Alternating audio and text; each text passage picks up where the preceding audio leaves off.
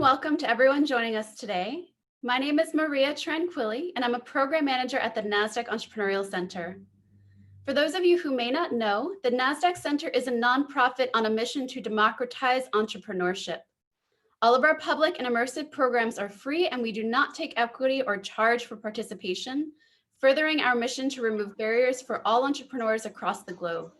We are here to help our community realize their maximum potentials and to grow. As you may see in the chat, the NASDAQ Entrepreneurial Center, along with our partner Mentor Cloud, is launching a major new movement called Mentor Makers. And our aim is to have 1 million mentor hours banked by 50,000 mentors in support of entrepreneurs. We ask that you take a moment to tag one or more mentors on social media who have helped you along your way. Just use the hashtag MentorMakers in the post and tag NASDAQ Center. By acknowledging your mentors, we hope to encourage others to do the same and to grow our new movement.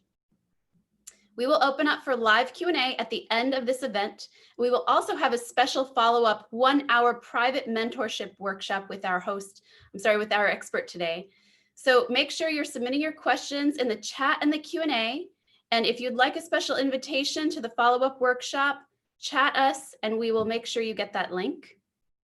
And none of what we do would be possible without all of the amazing support from our sponsors, including NASDAQ, Lehigh University, Bank of the West, KPMG, Wilson Sonsini, Woodruff Sawyer, BPM, NZTE, and Microsoft for Startups. We are humbled by their contributions. During these unique times, we would like to understand you more and how you are feeling. I'm going to launch one poll that has 2 separate questions. Launching that now. How are you currently feeling? Fearful, anxious, are you surviving or optimistic? And what currently is keeping you up at night? Is it finance, sales, marketing? Is it scaling, pivoting your team, or surviving? Let us know here. This is how we design programs and bring on experts to specifically serve your needs. We'll take just a few moments for this amazing audience to fill out that poll.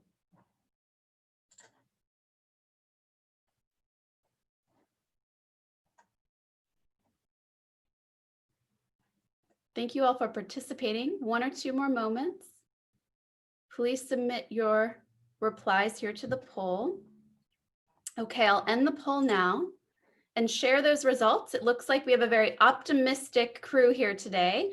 And what is keeping us up at night? Both finance and marketing. Well, I think you all are in the right place. Valerie, our incredible expert, will be sharing a few tips here. So without further delay, please join me in giving a warm welcome to our special guest, Valerie Chan, founder and CEO of Platform PR and TEDx speaker. Valerie, we're so happy to have you here with us. Let's see if Valerie's able to hop on. Thank you. I'm actually trying to hop on, and for some reason, I can't start my video. Oh, here we go. Great. Wonderful. Valerie, thank you so much. It's wonderful to see you here.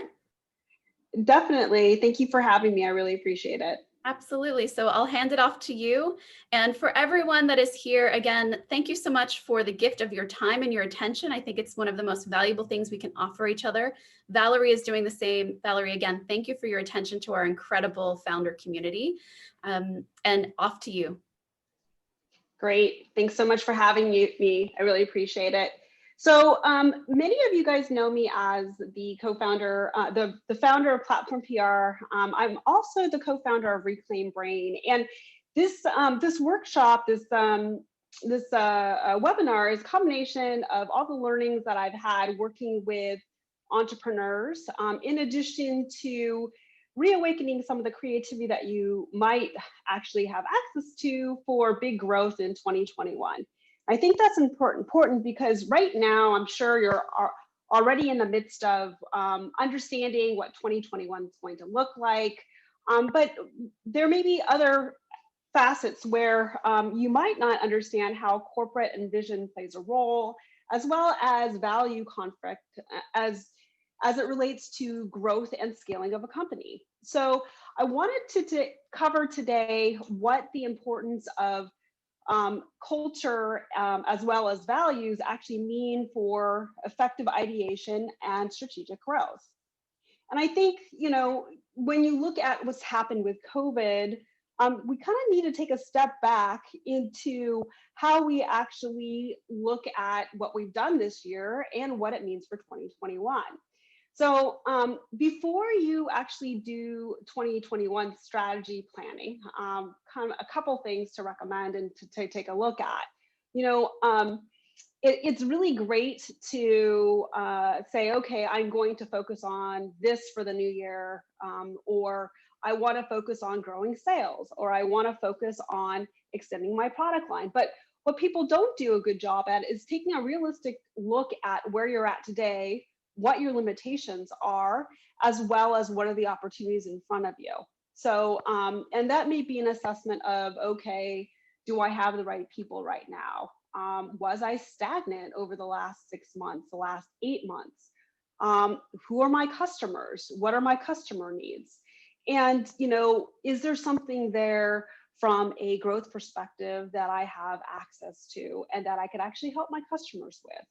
And then, where are you as it relates to the competition? Have you grown during this time? Have you kind of stayed the same, offered the same features and functionalities, just kind of coexisted to survive during the pandemic? Or have you really worked to innovate your company as well as your client base? And then kind of going back to, okay, let's take a realistic assessment of where we're at right now. Look at where you've been and where you want to go. And just by working with clients, especially entrepreneurial clients who've demonstrated large growth over the last 5, 10, 20 years, what we see is the companies that are most effective, especially when it comes to 2021 planning, is looking at what is the 5-year goal, what is the 10-year goal, and then doing a work back goal, and benchmark markers, like how does the first year look like? What does the second year look like? What does the third year look like? Fourth year, fifth year, et cetera, so that you can really get to your ideal goal of what you want to become. And having 2021 actually means something in terms of achieving what your overall mission and values of your company and your vision of where you want to go. So it comes to light in terms of 2021 planning and trying to understand, okay, really, what is my vision? And it's not something that's often looked at when you think of 2021 growth planning, and so going back to that realistic assessment of understanding where you're at and where you want to achieve, like, you need to look at what is your product and service, what are your customers, who do you have now, and going back to, like, what do you actually building right now, and is that customer base, is that employee base, is that workflow that you have internally, is your product going to take you to ultimately what you want to do from a company lifecycle perspective? And having that vision for what the company lifecycle will look like will actually help with coming up with a tangible and relatable goals for 2021, not just the tactical check mark box that you actually see, which is kind of interesting and what we do right now. And in terms of planning, brand actually plays a role in that. So, going back to overall goals and overall planning, what specifically does that actually look like? And obviously the brand image, the brand values, the culture kind of plays a role in understanding and crafting that narrative on the personality, the messages, and the visuals. And you need to make sure that everything aligns to what that brand looks like. And this goes back into, okay, really, when you think about what you're trying to achieve overall from a company perspective, what in your 2021 plans actually align to your values, right? And then, kind of looking at, does the corporate mission, the planning that you're doing right now, which is incremental, or the planning that you're doing 5 years from now and doing the work back, actually align to what you want to achieve, where you want to go, and is everybody who's actually helping you cultivate that, right?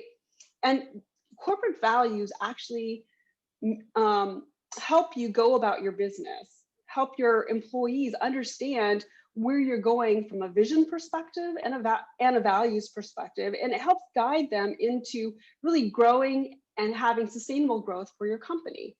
And it's really the basis for how you run your company. It impacts employee hires, the workflow that you have, and then, in terms of value conflicts, it impacts your ability to scale. And I'll talk about the impact of corporate values and value conflicts as it relates to effective ideation and bad ideation, which sounds like, okay, well, everybody says there is no such thing as a bad idea. The reality is, if the idea, especially when you come to planning and company growth, conflicts with the values that you have for your overall growth strategy, it won't succeed. So, and I'll give a couple of examples as we go along so that you know what that actually looks like. So, know that everything kind of falls into a line of company growth and where you're going. And it's all kind of a very tight rope, so to speak, and actually kind of pillars on the rock. And you've kind of seen the Zen pillars on beaches and on nature walks and that sort of a thing. Everything that I've kind of talked about so far actually plays a role in company growth and what it means for planning, right? So values play a role, employees play a role, your company vision and mission plays a role, your employees play a role. And, and actually having everything kind of aligned before you do your 2021 planning is actually super important, especially when it comes to ideas that really matter and bring the needle forward, right? And I bring this up because right now, I don't know about you, but a lot of the clients that we actually have talked to and actually counsel have had kind of a series of just difficult challenges related to working from home and being effective. And employees are actually kind of important in the 2021 planning process, in that employees have the most amount of company knowledge of you, where you're going to go, as well as your clients and what the client needs are. And that said, a lot of employees are actively disengaged from your company and rallying around your vision. And this is just across the board. And this is actually super important because it impacts part of the brain. And I bring this up because it's important in planning, in that when employees are not engaged, it impacts performance, engagement, job attitude, etc. And then your company actually is affected because of this.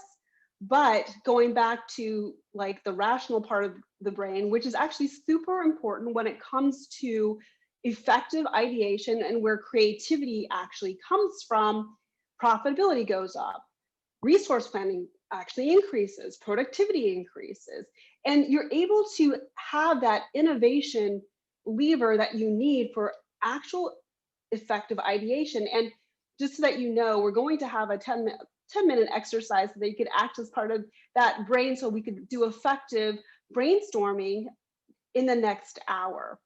So in reality, it's a domino effect of what's happening, kind of that rock Zen pillar that I showed you earlier, where everything plays a role, right? The vision and mission and brand plays a role in 2021 planning, understanding where you sit in the competition, in addition to what your product capabilities are and maybe what some of the limitations are, which are super important. If you have the right people in the right jobs, right? The right people actually doing the things that you want to move your company forward, as well as, understand clients and partners, which your employees actually do, as well as yourself, right? And that leads to phenomenal growth or not, and in terms of what the next year might look like, or with the next 5 years. And it's important because, when you're in the rational part of the brain, when you're able to open up the that this domino effect, so to speak, and you have everything in alignment, you're able to spot the opportunities that you might not think that are otherwise there. And all of this aligns to bringing forward the vision that you want to have for your company, like the fiscal responsibility, and like, okay, these are, like, for example, these are partners that I could actually partner with because I understand what my value proposition is, what my clients are, and who my clients go to. Gosh, I could actually partner with them for either marketing opportunities, branding opportunities, and revenue opportunities. And then you could figure out whether or not the opportunity is right for you. And that's kind of what the workshop is about. So I wanted to take the time to actually talk about this, in that, and we don't often talk about this at all. There are a bunch of bad ideas that have actually come to the marketplace. And obviously, you don't know a bad idea until it's out in the marketplace, unless it's really, really bad. And there's like a failure to launch, right? But these particular bullets that was listed on the screen are parts that actually plays a role in non-effective ideation. One could be a market timing issue, right? And wanted to give a kind of a story of a former client that this is back in, about 10 or 15 years ago. There was a client that we actually worked with that had a next generation technology that actually helped with passwords, which was terrific. But at the time, like, people didn't know that they had issues with passwords.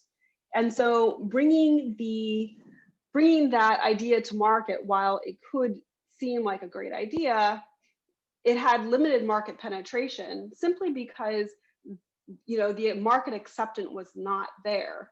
While they had great IP, because there was essentially no market for it just yet, password aggregates actually started coming to the market about 10 years ago, versus when this product came out. Then what ended up happening is that they had a failure to monetize, and they didn't have the right team in place from the product perspective as well as the investor perspective to actually transition the idea into another product where it could be good, right? So unfortunately, that company had to fold.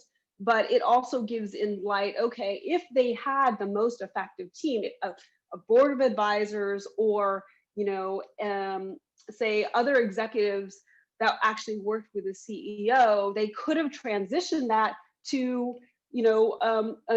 to another organization that could have utilized the technology into a division, and this was a startup, right?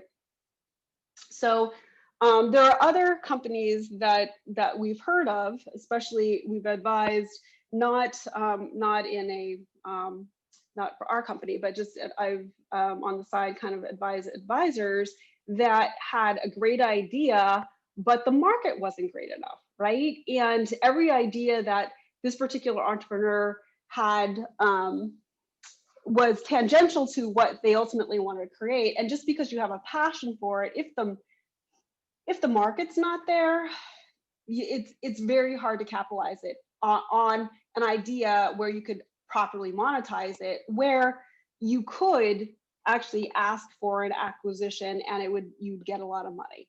There are other opportunities where, okay, especially now, where there's contract management ideas, for example, and there's a whole slew of contract management companies coming out.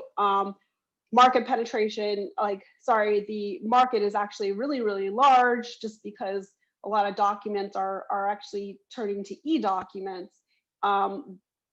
There is a wide array of what you can actually patent, and the market size is there, right? So that sort of a thing kind of plays a role in how you do 2021 planning and future planning to scale your company, right, and create tangible products to the market.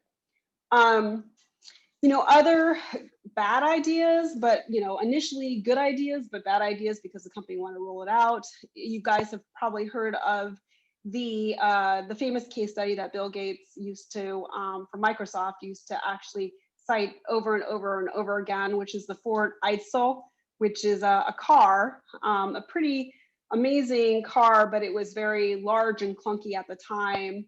And Ford had invested over 400 million in marketing that particular car during the time, but the market actually just wanted more cost efficient cars, ones that weren't as gas guzzling and that were just essentially smarter. Another product idea that actually was a bad one, although they had a superior product set, was Betamax versus VHS. The market really wanted VHS. Unfortunately, there wasn't enough marketing dollars just to say, okay, this is a better format, especially when all the other devices that were being created were for VHS, and only there was a limited subset of manufacturers who were okay actually manufacturing the Betamax. So it's kind of interesting. Another example on a bad idea was New Coke versus Pepsi, and I could kind of go on and on and on, but needless to say, what seemed like great ideas at the time aren't necessarily great ideas if it fails to monetize. There's limited market acceptance, and it doesn't meet a customer need. And at the end of the day, when you're doing ideation, when you're actually creating ideas, you need to look at what does the market look like, right? What is, can you create IP around this? Does it align with your corporate values? And is it something that you could that everybody's going to rally around to actually make it part of the company, right? So sure, there's a lot of questions there, but wanted to bring this up because it actually plays a role, especially as I know many of you are emerging growth companies. Financials plays a huge role in 2021 planning, as well as longer growth planning. So I think we brought this up specifically because when you're planning for growth, a bad idea can actually impact you in a number of ways that might topple you to actually close. So, I'll actually talk about effective ideation in just a second, but I just wanted to point this out because it is really important, especially with many of you being new entrepreneurs and early stage companies. So let's talk about what effective ideation looks like. I showed that very large chart about the brain and the impact of employee engagement, specifically because effective ideation actually happens when you're in the creative space, right? Which is kind of fun. And you're able to see different associations that actually will help you grow and prioritize how you can move the company forward. An idea happens, especially an effective idea happens, and is a part of a good growth strategy when it creates a compelling business case, is basically not totally way out of the box that the company can't get there, right? So it fits in line with what your clear strategic roadmap is for the long term as well as the short term, right? And there's predictable growth, a market, and a workflow that you could have to actually see it grow. And typically, effective ideation actually does not work when, unfortunately, you don't have the resources so that you could have the growth.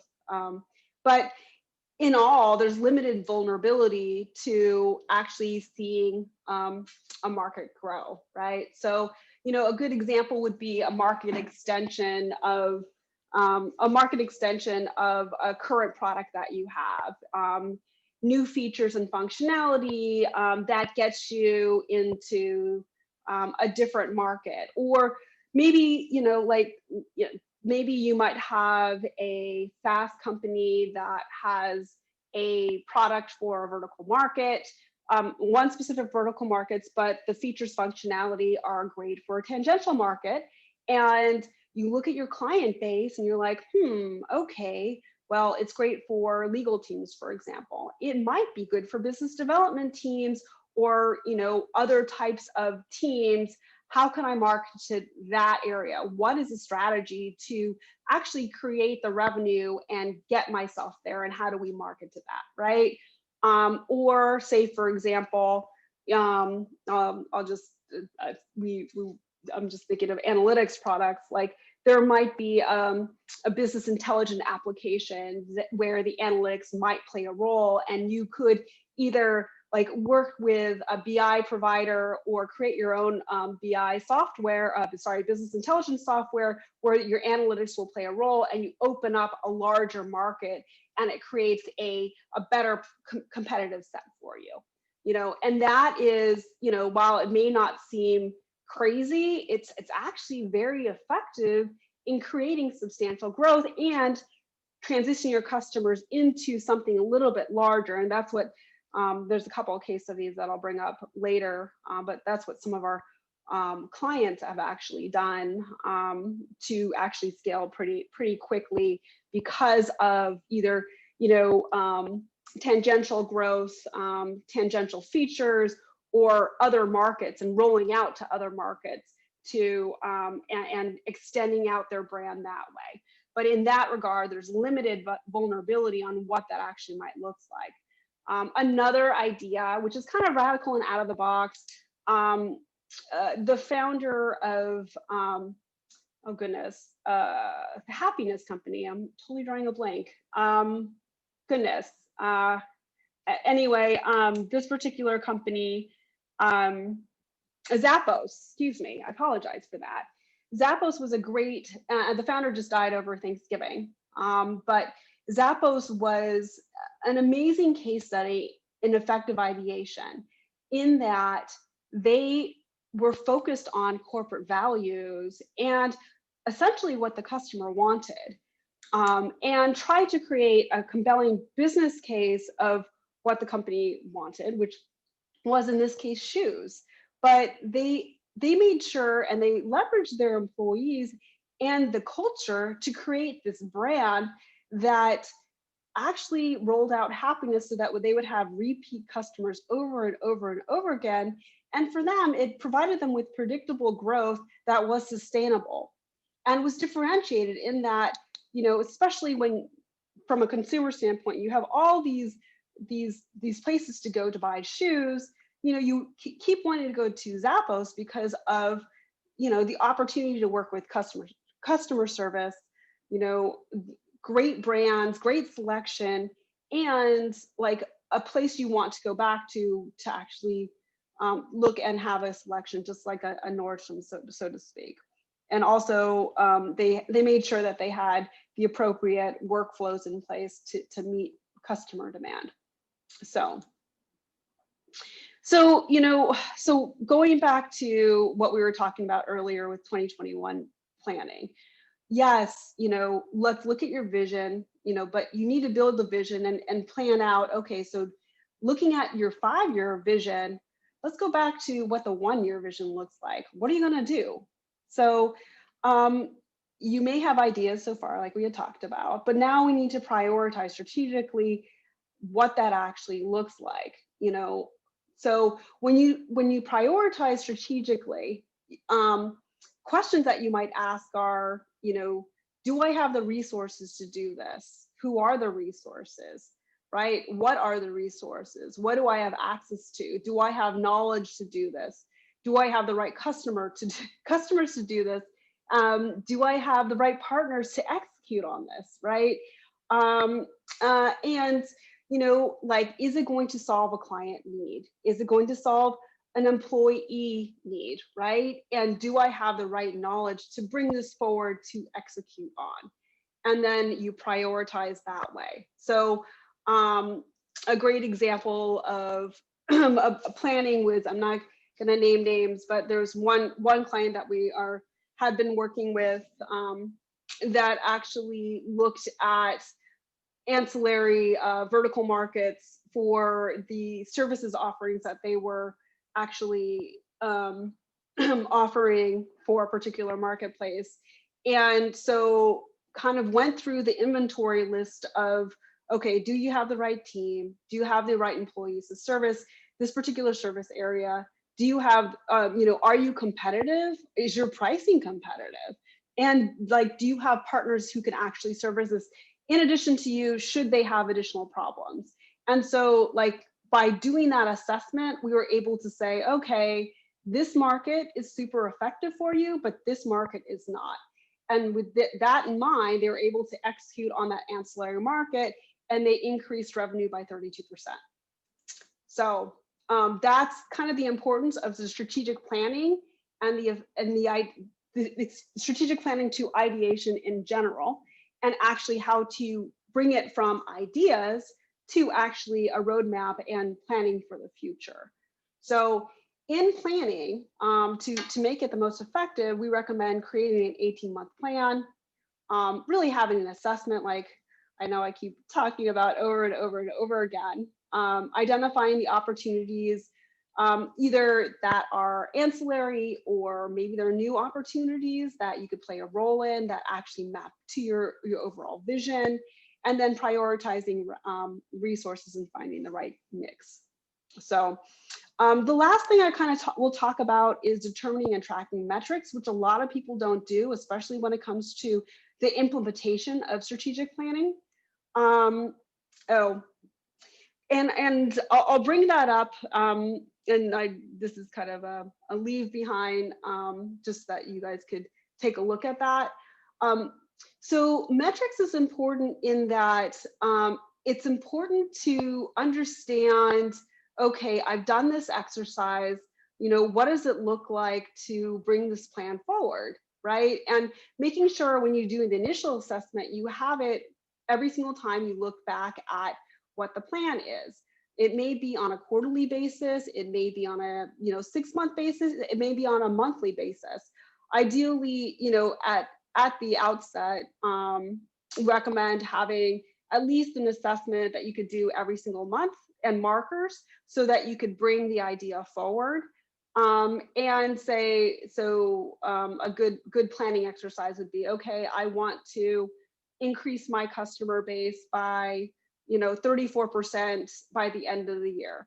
What does that look like? What do I need to do? What are the markers I need to place? So by March, I need to have made sure that I identify key marquee accounts that I want, or ancillary or their competitors that I want to actually bring to the fold.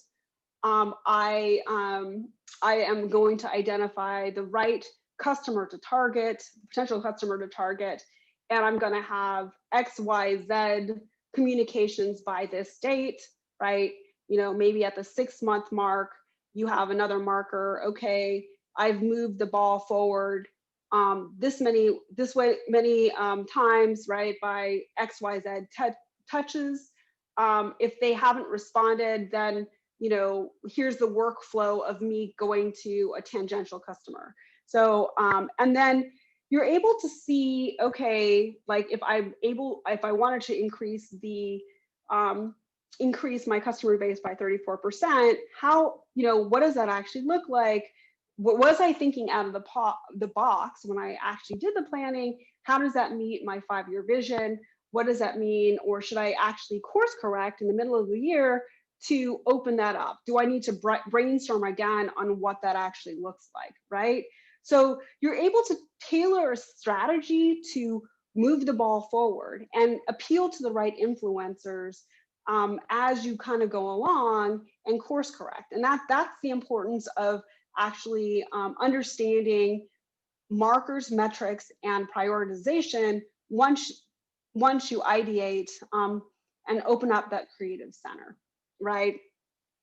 And so the idea is to seek out the opportunities where they matter, and give yourself, like, nobody wants to think about this, but like, say, for example, going back to that 34% increased customer base by 34%. Like, say, for example, at that 6-month mark, you failed miserably, right? Now you can go back to the drawing board, see like where it worked, where it didn't work, and then say, okay, this didn't work. I still want to get to that 34% customer growth. I've only opened up the sales channel by X%.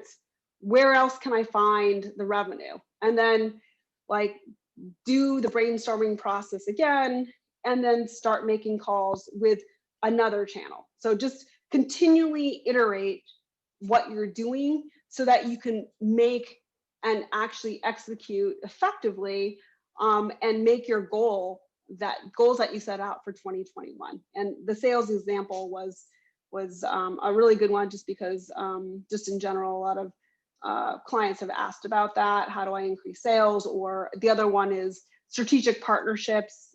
How do I make sure I have the most effective strategic partnerships, right? And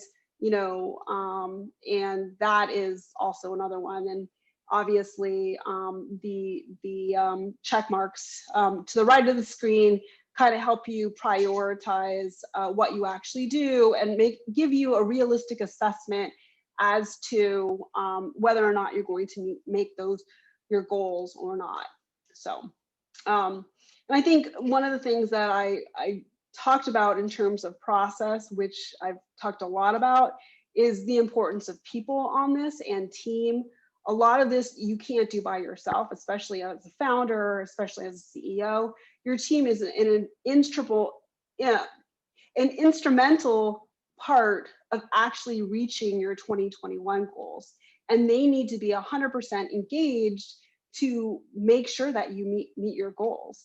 And so understanding that and how they play a role in making sure you meet your 2021 goals and your 5-year goals is super important in how they could bring the ball forward, and how you can engage them as well, because obviously it's a two-way street, and they're super important in actually growing your company. So, kind of as a recap, what does that look like? Let's, get into the creative mode first, which is getting into the rational brain, which I'm going to bring up Lisa in a second. She has been really, really great. She's an award-winning cartoonist, is a cartoonist for the New Yorker, but to get into this creative mode and this rational brain, you want to actually work with a team of collaborators when you're actually ideating. We recommend design sprints in that, that brings a huge amount of ideas to the table so that you can grow. And it's not just your own ideas, even though you might have ideas. So that's kind of an interesting thing. But you can brainstorm individually and as a team. And part of the reason why we recommend design sprints versus spending 8 hours in a room and thinking about things is because the things that you think about most are the ones that are most topical and most that actually go forward. When we used to, so I was part of a team that used to do brainstorming for Microsoft, actually, way back in the day, and we would do design sprints to help find out tangential ideas that would actually help Microsoft, both big ideas as well as small ideas. So anyway, it just helps figuring out, okay, what's top of mind and what can you execute on really quickly.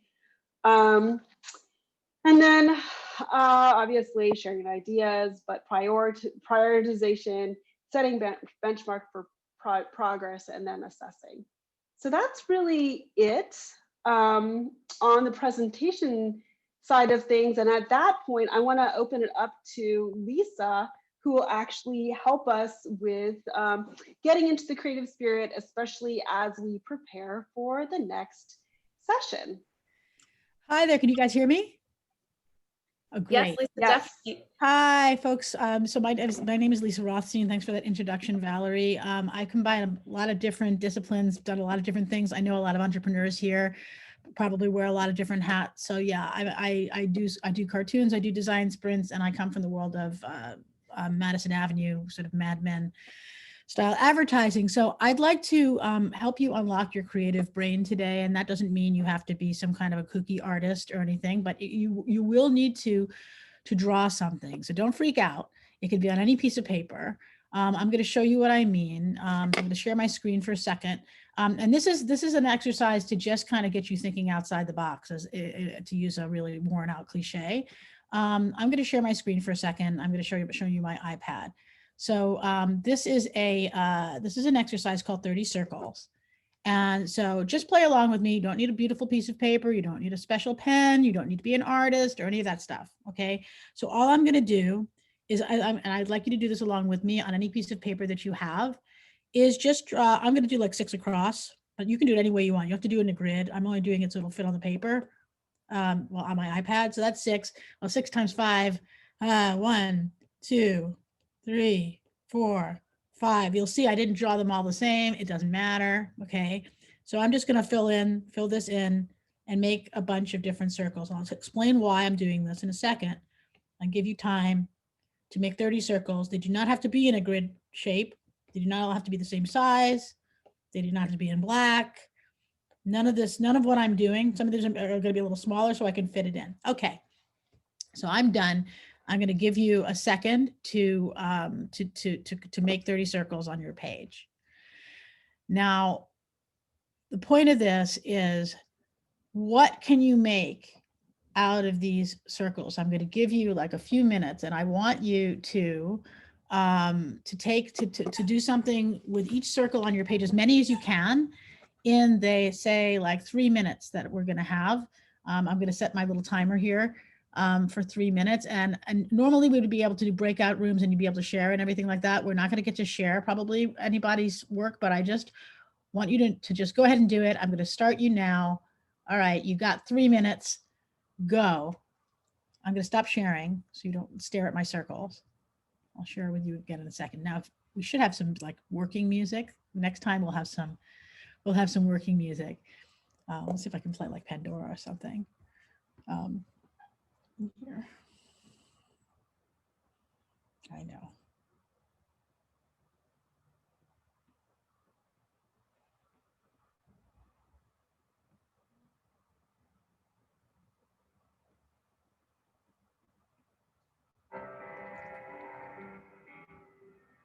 Here we go.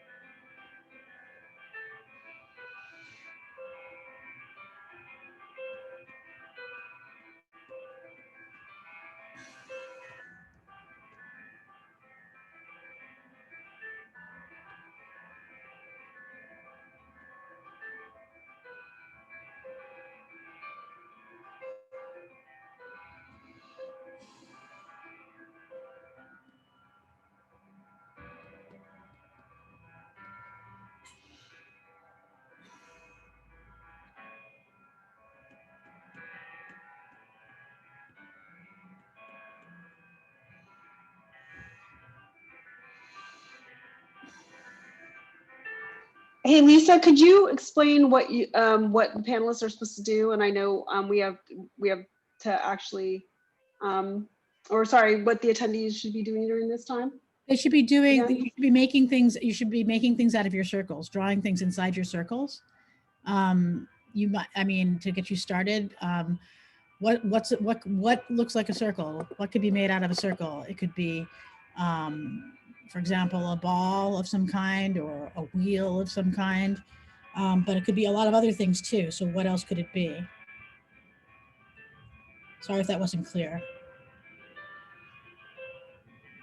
Yep, thank you.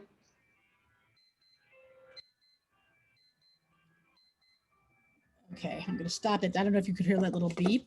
So sorry that wasn't clear, you guys. I kind of thought it was, but maybe it's because I've done it so many times. So I didn't do that many, but I'm going to share my screen in a second. But what I'd like you to notice is, was that hard for you? Was it hard for you? Because you can and what different kinds of things did you, how many did you do? How many of the 30 circles did you fill? And how different were the things? I'm going to show you what I did. I did not get that many done. Let's see. 12, like 15, 16, 17, something like that. And I'll show you what I did in this time. So here we go. So you'll see that I have a wheel, a peace sign, the earth, a baseball. And I kept thinking about balls. So there's a basketball and a soccer ball. There's an apple or a peach, a pizza, the sun, the moon, a bowling ball, another ball, steering wheel. And then I put these two together and made a bicycle. And then here's a tomato or something like it, and a balloon and a bubble. And so so you could see how the things kind of associated. And when you begin to, it gets harder as you go because you've already thought of all the easy ideas, and then you start to kind of wonder, like, what else could I do? So notice, how many things did you do in the time that you had? How different are they? Were they all balls, or were they all fruits? Or were they divergent, like a wheel, a fruit, a balloon? And did you break the rules? Like I kind of cheated a little bit and took two circles and put them together and made them into the bicycle. So did you break the, did you go outside the rules? And how understandable were the rules for you, considering that Valerie needed to ask me more questions? So, Yep. So this is the, this is just a way of showing you how to, like, kind of push your creative envelope and think beyond the obvious. And so when we do you want me to show them the mural, Valerie? No, I think that's for next time, but Yeah. definitely wanted to answer some questions and wanted to get you guys into the creative process. And I just, one last thing, and then we'll start answering questions, but like wanted to say, okay, with this creative process, you'll notice that it kind of gets you out of what your busy brain into the creative process and your rational brain, so you can come up with more ideas. And that's where, in a couple minutes, the next session will begin. So great. Thank you so much, Lisa. And on to you, Maria. Thank you so much, Lisa and Valerie. Amazing. And what a great taste of what is to come in the workshop. So Valerie and Lisa, feel free to join us for this question. We actually had a request from the audience to understand more of what we will cover in the upcoming workshop in just 7 minutes. So maybe 1 or 2 sentences to let our audience know. Sure. So we had actually created, since 2021 is top of everybody's minds, wanted to create a safe space where everybody could start creatively brainstorming and kind of get a little bit unstuck into, coming up with additional ideas. So just like what Lisa had provided with the doodling and actually getting into the creative process, we're going to ask a series of questions as well as help you individually and collectively solve some of the toughest problems that you might have facing 2021 and expand into what it might look like how it could actually help you for 2021 and beyond. So we'll look at your ideas, prioritize, and then bring them and come up with an actionable plan for 2021. Mm-hmm. I love that. Thank you. So for anyone that is interested in the session that starts in just about 5 minutes, message us in the chat, whether it's myself or the webinar host, Isis, who is the manager of all events at NASDAQ Center on production. Let us know and we will send you a special link to attend that session in 5 minutes with both Lisa and Valerie. Thank you both for that. So I think we have time for 1 or 2 questions. Again, thank you all for being here. Take 2 minutes to fill out our survey as we are going through Q&A. It allows Valerie and Lisa to know exactly what you enjoyed during this event. And it also lets NASDAQ Center know what additional topics you would like to cover. So Valerie and Lisa, feel free to hop into this if interested. What are 3 of the top marketing or branding trends that you have noticed emerged out of the pandemic, and how can founders or those listening be prepared? That's a great question. That's a really great question. It's a question that we get all the time. So events have actually substantially changed. And what we're finding, especially since the way people find, the way B2B clients find other customers and actually get visibility is all through online, since it's no longer face-to-face. And so with the clients that we've advised and the clients that we've actually talked with, what we found are, SEO becomes a huge thing. There's been a lot of a trend towards podcasts, which will work and not work just because there's a lot of marketing and branding and resources that go into podcasts. And ultimately, I'm totally not an answer because I love podcasts, but I would say more than 50% of podcasts fail, and it's a huge lift to begin with. But originally, it's a great brand awareness type of exercise. Actually being in bed with thought leaders, so getting more brand association with talking to brand leaders, having 2 degrees of separation, 3 degrees of separation, and a lot more commenting and a lot more online presence with content, as well as like your core thought leadership types of messages that are linked to where your brand wants to go and where your company wants to go. So the other thing that people don't really talk about, which I think is really interesting.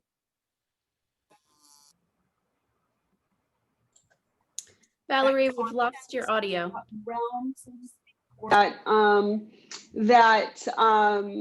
customer / content symbiosis. So what I mean by that is this is actually really effective, and it's not really talked about from a branding perspective, but it actually helps you quite a bit. And that is asking a group of leaders who you want to be associated with to take part in a conversation. And it would be an individual conversation to talk about what the strategies that they're having now during COVID, or some of the toughest challenges that they're facing, and having a real conversation. And those types of face-to-face, in air quotes, actually get you known as more thoughtful, more interactive. You get knowledge of not just your customer's problem, but also like what the industry is doing, and also puts you in touch where the people that come together could make referrals. And it's the follow-up afterwards that plays a role in how you actually grow. And that we've seen substantial growth with more thoughtful strategies and more thoughtful online strategies than before. So.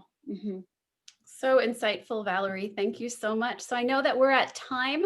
We do have some additional questions, and we will make sure to get those answered, hopefully in the follow-up session. So again, if anyone is interested, message us now. We'll stay on a few additional minutes to make sure everyone can transition into the workshop style event that we'll run in just about 2 or 3 minutes. And for all of you still here that are not able to attend, click on the survey link, let Valerie, Lisa, and myself know what you thought about this event. And I just had one question in the Q&A. The answer is yes. Someone is asking, can we do this type of workshop again in the new year so we can really relax now and then move into the new year in a different way? I think the answer is yes to that. We, of course, will ask Valerie and Lisa to come back if they are willing. Great. So for everyone here, and Valerie, Lisa, thank you so much for taking the time to speak to this community, to share your insights, and to set such a great overview. On behalf of NASDAQ Entrepreneurial Center and everyone in attendance, we sincerely thank you for joining us. And for those of you joining us for the private workshop, again, use the link that was sent. We will make sure to send that again in the chat. And for all of you who would like to join us for another event this December happening tomorrow, we have IPO Bootcamp with our partners NASDAQ, KPMG, Wilson Sonsini, Bank of the West, and Woodruff Sawyer. Let us know if you'd like to attend that as well. You can check that out on our website. So again, thank you all so much. We will see you in the workshop coming up in just a few minutes. Thank you all.